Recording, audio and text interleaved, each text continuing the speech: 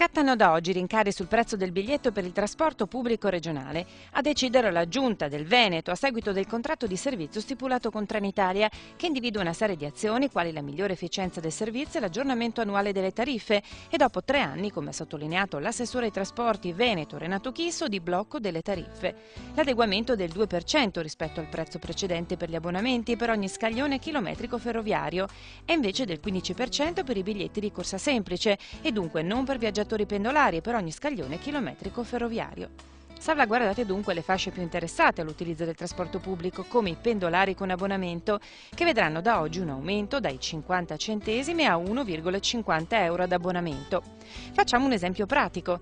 In caso di corsa semplice si passa da un aumento minimo di 20 centesimi nei 10 km con il biglietto che passa da 1,30 a 1,50 euro a 80 centesimi nei 100 km con il ticket che aumenta da 5,40 a 6,20 euro.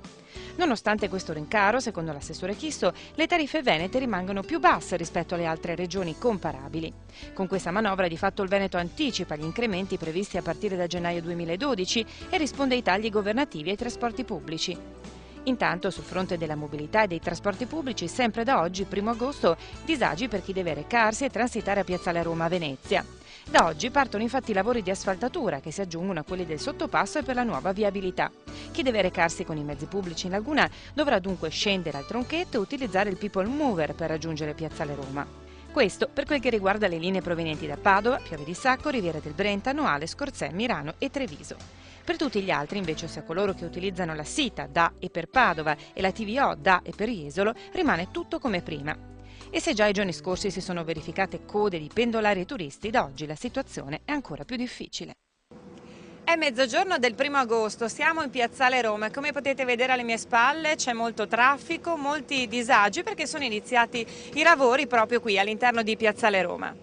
No, io no, perché arrivo qua col 6 e riparto, però immagino che quelli che usano gli extraurbani siano ben penalizzati. Perché devono fermarsi al tronchetto? Devono fermarsi al tronchetto, poi prendere quella cosa là che non so cosa sia e poi quando ritornano uguale, per cui penso che ci siano problemi per loro più che altro. Saranno dei mesi estivi e non solo un po' particolari. 20 roventi.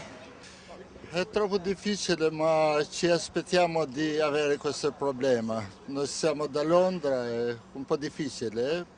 Troppo tempo? Troppo tempo e troppo disinformazione, diciamo.